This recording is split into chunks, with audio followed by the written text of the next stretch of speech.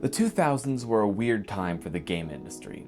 There was so much technological growth and so many different ways to play that it became hard for game devs to target a single audience. Thus began a decade of games being released on every console. But what kind of game fits on every single console?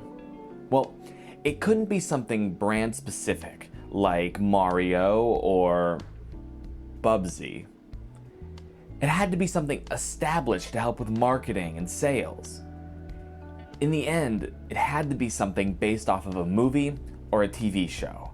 Now, the video game industry has never been a stranger to making games that were blatant advertisements for other products, but this kind of marketing reached a high point in the 2000s and led to a few good and a lot of really bad games. Some of my favorite games from this era are Scooby-Doo, Night of 100 Frights, SpongeBob SquarePants Battle for Bikini Bottom, and The Simpsons Hit and Run. To some extent, all of those games are cult classics in their own right. I mean, Battle for Bikini Bottom just got a remake based purely off the popularity of its speedrunning community. But I've already made a video about that game. The game I've actually seen a lot of nostalgia for in recent years especially is The Simpsons Hit and Run. A game which is kinda like Grand Theft Auto, except it actually managed to bring a lot of fun and original ideas to the table. Now this is where we enter a bit of a weirder territory. So many games based off of TV shows and movies flopped right off the bat, but companies kept trying to use the same IPs again because hey, if one game was bad, it could only get better, right? Well, Hit and Run did extremely well, so the game devs and marketing executives were in a very different situation. They had to make a follow-up to an actually good game and somehow make it even better. The stakes were a lot higher than, say, a sequel to Dora the Explorer: Journey to the Purple Planet. They actually had people to cater to. Did they do a good job with it though? Nope. But it did give us the Simpsons Game. Now for reference, I grew up in the 2000s, so I was no stranger to these games. I have memories of going to Blockbuster and checking out the Simpsons Game. I also remember never beating it. Maybe because I couldn't rent it for long enough, or maybe because I sucked, but either way, I have distinct memories of playing the game. None of them were good or bad necessarily, they're just there. So, now that I'm older and clearly a much better gamer, I decided to play the Simpsons Game again. So the copy I got was for PS2. I don't know if there are any differences between the different versions, but I just thought I'd share that in case. Loading into the game, there was one thing that was glaringly obvious. The camera fucking sucks.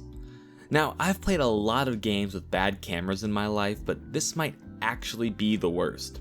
It's all over the place. Sometimes it's too sensitive, sometimes it's not sensitive enough, but there is one thing it could always do consistently. It could always fuck up my platforming. Now, if you're not sure what this game is and you want to know the story, well, I'm right there with you. The game's story is kinda all over the place until you reach the last few stages. It goes from dream sequence to superpowers to anti-violent video games to environmentalism. There's little consistency for the first part.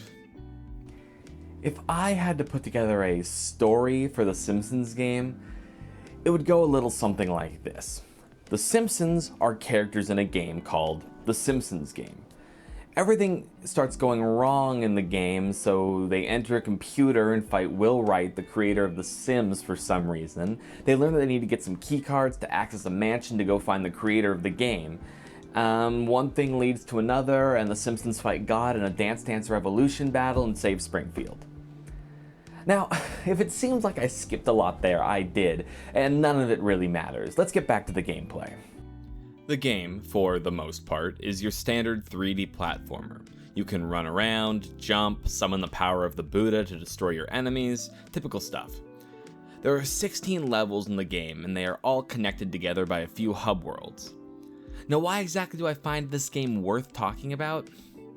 Because it is a prime example of what not to do when it comes to video games. Let's start with the story. As you may have realized from my plot synopsis, the game is all over the place. This is something that actually happens a lot. When a writing team has too many ideas, instead of just focusing on one, they tend to shove all of the ideas inside one single disc. It's a clusterfuck. Take a look at a game like South Park: The Stick of Truth. It serves a very similar purpose in the gaming world. It's a meta, off-kilter game making fun of a certain genre. But what the game got right is that they took the time to focus in depth on that certain idea, a fantasy RPG. They stretched that idea out to the fullest extent and make good use of all the assets. Back over in the Simpsons game, every level has sort of a different theme, from fighting off killer dolphins to a level inside a computer where you literally fight Donkey Kong. On a side note, it felt weird seeing parodies of Mario and Donkey Kong on a PS2 game. The game was released for Wii as well, but it just still felt really weird. Well, back to whatever I was saying. The game is basically a sketch comedy show where the sketches are only loosely related by an inane plot sequence. The game's main plot becomes a meta extravaganza in the second and third acts. You can't do this! Of course I can. I'm Will Wright, bitch. References to the fact that the characters are in fact in a video game, and even a boss battle against Matt Groening, the series creator. There have been plenty of movies and games about characters trying to become more than just a video game character and fighting back against their creators, and there have been plenty of good ones at that. Look at the movie Wreck-It Ralph, not the second one, or play the game The Hex. Definitely do that second one because it's very worth playing. But in this game, the meta-ness only really works in the dialogue. It seems likely that the game writers valued referential humor over a decent plot. Speaking of which, let's talk about the game's humor. In true Simpsons fashion, the game pokes fun at a variety of different things. In this case, most of them are video game related. I definitely will say the game's humor is one of its strongest assets.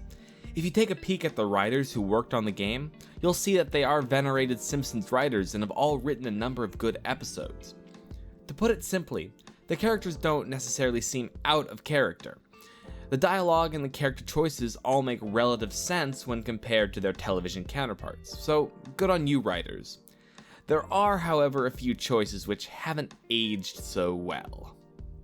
You can go back and look at a whole bunch of games and say they haven't aged well. It's really nothing new, but it's still something that deserves to be pointed out. Weirdly enough, a lot of the bad stuff in this game actually comes from Marge Simpson, whose goal in the game is to abolish violent video games. During a level roughly based off of The Lord of the Rings, as well as other high fantasy settings, Marge repeatedly refers to the Hobbit-like characters as midgets. Come on, Homer, we've got to save those midgets! Midgets, assemble! It's repeated constantly throughout the level in both cutscenes and in gameplay. The game came out in 2007, and it was a pretty different time, but come on writers, you can do better than that. And just to show you that this isn't a single occurrence, here's another example of Marge not partaking in PC culture. In the level Grand Theft Scratchy, Marge leads a mob through a gang-ridden neighborhood. She commands the mob to clean up houses and make them look nicer. And what do you think she yells whenever a house is cleaned? Gentrify! Gentrification? What the fuck, writers? Needless to say, this has aged like milk.